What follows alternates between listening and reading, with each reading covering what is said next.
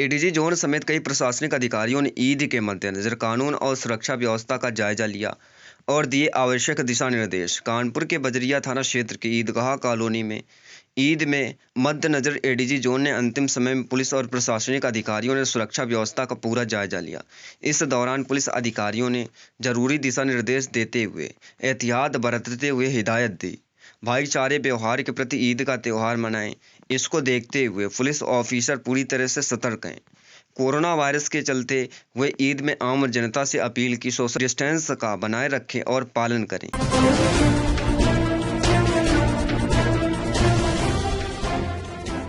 ACP Kakori एवं कासिम अबीदी के नेतृत्व में काकोरी पुलिस को मिली बड़ी सफलता। कई थानों से वंचित चल रहे एक जालसाज को किया अरेस्ट।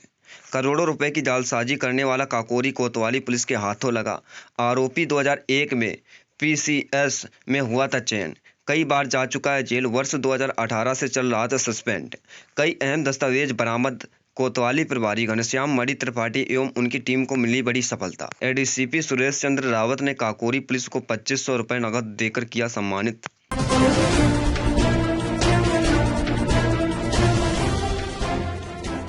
चिनहट के फैजाबाद रोड पर मिला शव, तख्त पर मृत अवस्था में मिला अधेड़।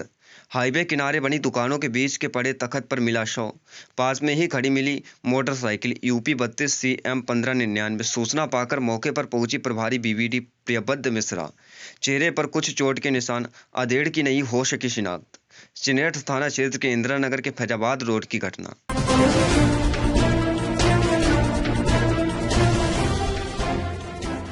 चौकी प्रभारी दुर्गाकुंड प्रकाश सिंह ने दिखाई तत्परता। एसएसपी ने दिया टीम को 5000 रुपए का इनाम। पैरोल पर छूटे अभियुक्त नंदू जायसवाल को बीते 24 घंटे बरजडिया के चोफा खंडा पोखरी में हुए इरशाद की हत्या को लेकर अभियुक्त को भेलपुर पुलिस ने धर दबोचा। एसीपी सिटी वाराणसी दिनेश सिंह ने इस हत्या आरोपित मीडिया के सामने लाया। एसीपी सिटी दिनेश सिंह ने बताया कि गिरफ्तार अभियुक्त नंदू जायसवाल कुछ ही दिनों पूर्व पैरोल पर छूटकर आया था। पैरोल पर छूटने के बाद उसे जेल में 1500 रुपए मिले थे, जिसमें 800 इरशाद ने चोरी कर लिए थे। इसके अलावा दोनों ने मिलकर एक मोबाइल को भी चोरी की थी। इन्हीं दोनों मामले में दोनों में आपस में विवाद हुआ। इसको लेकर एक सुनियोजित तरीके से अभियुक्त नंदू जायसवाल ने इरशाद को हेरोइन पिलाकर नशे में धुत कर ईंट से कूचकर निर्मम हत्या कर दी। अभियुक्तों को गिरफ्तार करने में युवा चौकी प्रभारी प्रकाश सिंह ने तत्परता दिखाकर अहम भूमिका निभाई। वरिष्ठ पुलिस अधीक्षक वाराणसी ने गिरफ्तार करने वाली टीम को 5000 का नकद इनाम दिया। भेलपुर थाना क्षेत्र के बजरिया लखनऊ मोहल्ले में डेड बॉडी मिली थी मॉर्निंग में। प्रारंभिक देखभाल में मालूम चला था कि सर से उनकी चोट पहुंची थी, चेहरे पे काफ़ी चोटें थी, किसी हार्ड लगी। जब वहाँ पे आसपास वो घर के लोगों को जानकारी मिली थी कि वो काफ़ी लंबे 2-3 महीने से घर पे नहीं आते और नशे के भी आदी हो चुका था लड़का हो और बाहर ही घूमना मोस्टली काम था। थोड़ी और जानकारी करने पे, कुछ CCTV कैमरे देखने पे कुछ और फर्दर जानकारी मिली तो मालूम चला कि कुछ दिन से एक लड़के के साथ रह रहा था। ये जो नट्टू नाम का व्यक्ति गिरफ्तार हुआ है, ये भी 1 महीना पहले ही छूटा था पैरोल से, जेल से, और छूटने के बाद ये इसकी संगत में आ गया था। 80 घाट पर इधर उधर घूमना, क्योंकि नट्टू का भी कोई अपना घर नहीं है, कोई ठिकाना नहीं है, तो वो भी ऐसे घूमता था। 1500 रुपया उसको मिला था जेल से, क्योंकि दूसरे जेल में 2 साल बंद रहा है, तो कुछ काम किया था, उसके वजह से जेल से 1500 रुपया मिला। वो कहता है कि मृतक ने उसमें से 800 रुपया ले लिया था और फिर वो दे नहीं रहा था। इन दोनों ने मिलकर एक सब्जी की दुकान से मोबाइल भी चोरी की थी। बता रहे हैं कि उस मोबाइल में भी बंटवारे को लेकर कि मैं रखूँगा, दोनों में कुछ कहा सुनी हुई थी और फिर उन्होंने मोबाइल तोड़ भी दिया दोनों ने गुस्से में। इसने मन बना लिया, फिर नट्टू ने इसको मारेंगे, इसी साजिश के तहत इसने कल हेरोइन लिया, धोखो लिया और उसको जब भी पिलाया। जिससे कहना है कि वो कभी हेरोइन नहीं पीता था, हम जानते थे, क्योंकि वो हमेशा गांजा वगैरह पीता था, तो उससे उसको नशा ज़्यादा हो जाएगा। और वही हुआ, जैसे वो नशे में हुआ तो उसके ऊपर उठा के ईंटे से, फिर पत्थर से इसने कई बार किया, उसके दांत टूट गए, चेहरे पे काफ़ी चोटें आई, जिससे वो स्पॉट ही बन गया। और फिर आकर के ये अपना इधर उधर घूमता रहा पार्कों में। जानकारी के आधार पर मेरी इसको अरेस्ट किया गया है। पूछताछ पर इसने स्पॉट पर जो पड़े हुए पत्थर थे वो बरामद भी करा। पूरी घटना को इसने बताया, उसकी वजह को भी बताया इसने, क्योंकि इसमें दोनों ही मृतक और मुलजिम दोनों ही मोबाइल यूजर भी नहीं थे, दोनों घर पे नहीं रहना, दोनों की वेयर अबाउट्स भी नहीं थे, तो कठिन था, ब्लाइंड केस था बिल्कुल। लेकिन टीम ने, मतलब वेलुपुर और उनकी टीम ने, पूरे CO वेलुपुर साहब के नेतृत्व में बहुत अच्छा काम किया और लग करके इसे 24 घंटे यहीं पर आउट कर लिया और गिरफ्तार भी किया। भाग जाता तो फिर मुश्किल होता। तो SSP साहब की तरफ से इनकी सराहनीय कार्य करके 5,000 रुपये का नगद पुरस्कार दिया गया, इनको प्रदान किया गया। चलिए कहाँ से हुई है? मीरपुर थाना क्षेत्र की पूरा थाना के रहस्य।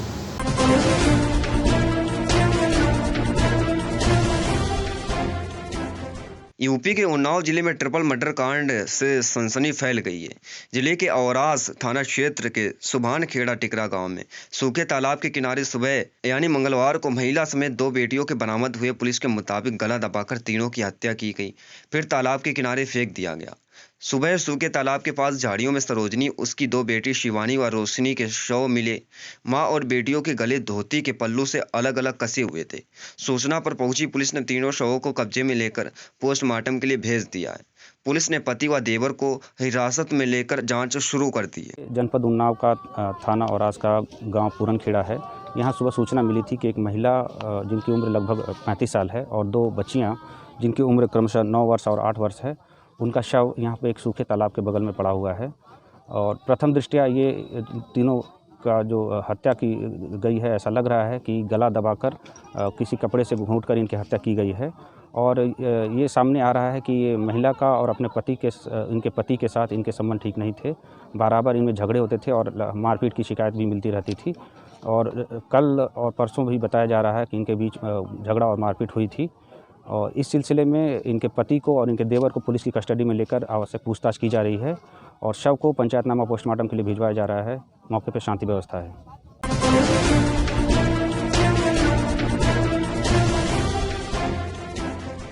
रायबरेली भदोखर थाना क्षेत्र के अंतर्गत नदियानी के पास भीषण हादसा। टैंकर व कार में जोरदार भिड़ंत, कार सवार में एक की मौत, दूसरा गंभीर रूप से घायल। जिला अस्पताल में चल रहा इलाज। मृतक BSF में था तैनात।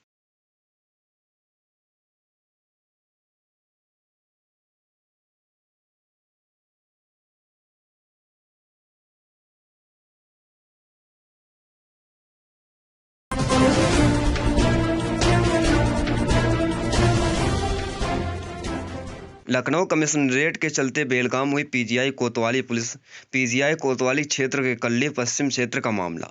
2 पक्षों में हुई कहासुनी के बाद मौके पर पहुंची डायल 112 ने दोनों पक्षों को बुलाया PGI कोतवाली। सुलह के बाद दबाव डाल रहे कल्ली चौकी इंचार्ज विमल की दबंगई, सुलहनामा पर हस्ताक्षर न करना पीड़िता को भारी पड़ा। पीड़िता महिला पर बंद कमरे के अंदर जमकर बरसाए गए पट्टे, महिला को आई गंभीर चोटें। पीड़ित महिला न्याय के लिए गुहार लगाती रही। कल्ली पश्चिम चौकी इंचार्ज बंद कमरे के पट्टा बरसाते रहे। पीड़ित महिला रामवती ने ACP कैंट बीनू सिंह से पूरे मामले की लिखित शिकायत चौकी इंचार्ज विमल पर लगाया। बेरहमी से पिटाई करने का आरोप।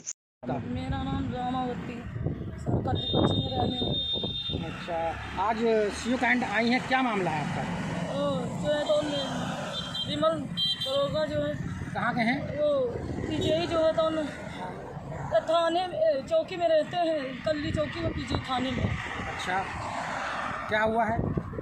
वो हमारे जेठ से और हमारे पति से झगड़ा हुआ। तो कब हुआ था ये झगड़ा? ये शनिचर के 8 बजे। अच्छा, फिर आपने क्या किया? तो वो जो है तो झगड़ा हुआ तो ईंटा गुम्मा, वो गाली, उनका बेटा पिए रहा दारू, गाली वाली दिया हमारे मोहरे के सामने। वो ज़बरदस्ती लैट्रिन बनाए और हमारे पापा भर्ती रहे, बन चुके हैं लैट्रिन भी, समरसेबिल भी है, मोहरे के एकदम सामने बनाए। तभी हम क्या नोई रहन तो वहाँ गाली देते हैं, वहाँ आते पी की दारू और जो है वो ईंटा पत्थर चलते रहे उनके। तो आपने चौकी पर शिकायत की थी? हाँ, चौकी में शिकायत की।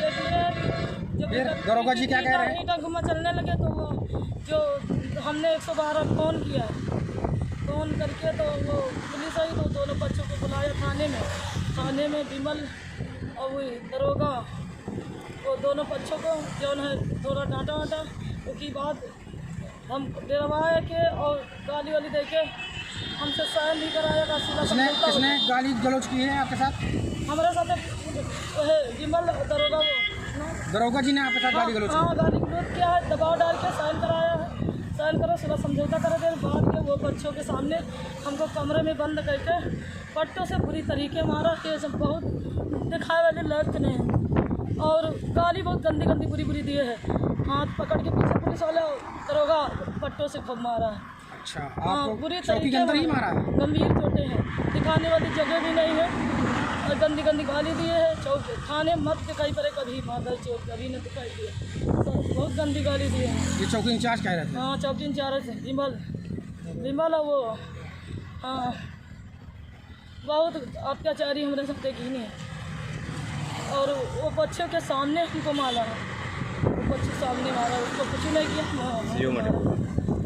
आप सीओ मैडम से शिकायत किया तो सीओ मैडम ने क्या कहा? तो जाओ वहाँ इंस्पेक्टर बुलाए के पास भेज रहे हैं, जाओ ये भी बता रहे हैं, फिर खाने लौट के जाओ, ये भेज रहे हैं।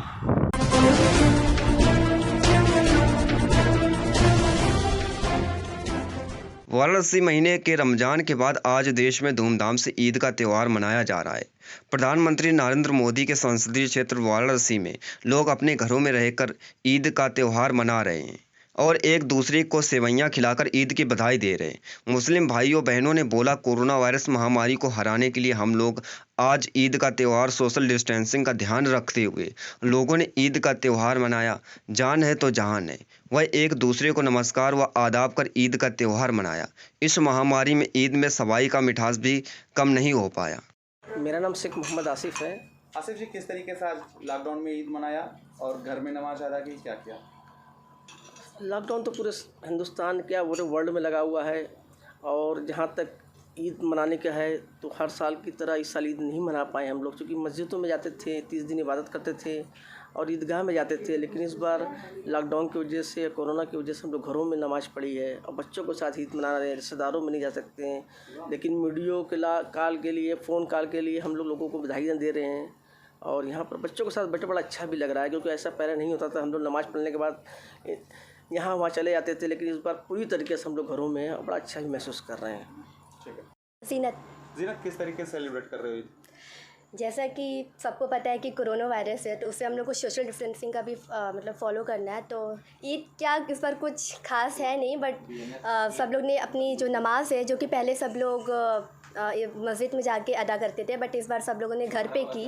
और कहीं अब हम लोग जाएंगे नहीं, क्योंकि सोशल डिस्टेंसिंग का भी फॉलो करना और हेल्थ भी हम लोग की बहुत इंपॉर्टेंट है, उसके भी हम लोग बहुत कॉशियस है। अगर हम लोग बाहर जाएंगे तो हम लोग मतलब प्रॉब्लम हो सकती है, तो हम लोग अपने घर पे ही अपनी फैमिली के साथ ही सेलिब्रेट कर रहे हैं। और ईद का मतलब ही होता है कि अपनी फैमिली के साथ, अपने परिवार के साथ सेलिब्रेट करना, तो हम लोग अपनी फैमिली के साथ ही कर रहे हैं।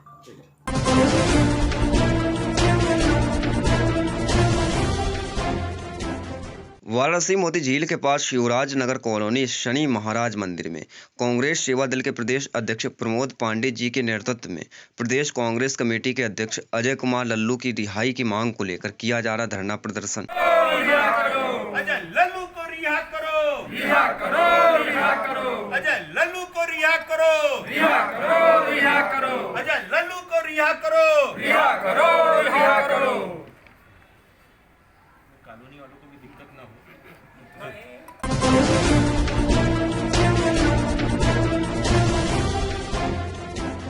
आज मुस्लिम समाज के लोगों का सबसे बड़ा ईद है। मुस्लिम समाज के लोगों का सबसे बड़ा पर्व ईद है, लेकिन विश्व में फैली कोरोना महामारी में इस पर्व को भी बेरौनक कर दिया है। ईद के दिन सभी मुस्लिम समाज के लोग मस्जिदों में ईद की नमाज अदा करते हैं और नमाज अदा करने के बाद एक दूसरे को ईद की बधाई देते हैं। लेकिन कोरोना महामारी के चलते सभी धार्मिक स्थल पर प्रतिबंध लगा हुआ है, जिसके कारण मुस्लिम समाज के लोगों ने अपने घर में ईद की नमाज अदा की और मुल्क से कोरोना जैसी वबा जल्द से जल्द खत्म हो सकी, इसकी भी दुआ की।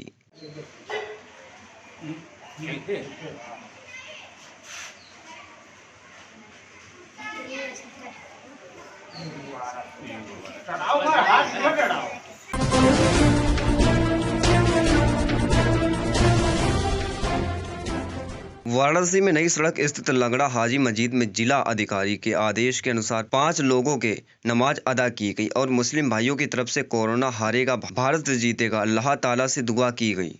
मैं मोहम्मद ज़कीउल्लाह असदुल कादरी कौम के हर फर्द और मिल्लत के हर शख्स को ईद की मुबारकबाद पेश करता हूँ। उसके साथ ही साथ ये पैगाम भी मैं लोगों के सामने पेश करता हूँ कि आप लोग जिस तरीके से नहायत सुकून और इत्मीनान के साथ लॉकडाउन की पाबंदी करते हुए ईद की नमाज अदा कर पाए हैं, इसी तरीके से आने वाले वक्तों में भी कोशिश करेंगे कि हर तरीके से हम लॉकडाउन का एहतराम करें और जो इंतज़ामिया जिस कानून के मुताबिक हमें मौका दे रही है जीने का और काम करने का, उसी तरीके से हम अपनी ज़िंदगी को बसर करें और अपना काम करें। साथ ही साथ इतना भी कहना है कि अगर परवरदिगार ने आपको इस लायक किया है कि आप दूसरों की मदद करें, तो आप अपने बारे में न सोचिए कि कल हमारा क्या होगा। आज अगर आपका कोई भाई, मुल्क का कोई आदमी परेशान हाल है तो ज़रूर उसकी मदद कीजिए। आज कितने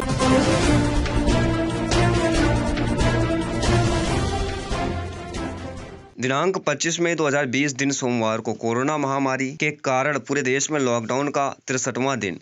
इस वैश्विक महामारी के प्रकोप के कारण गांव, गरीब, मजदूर, पशु पक्षी सबको लाचार कर दिया है।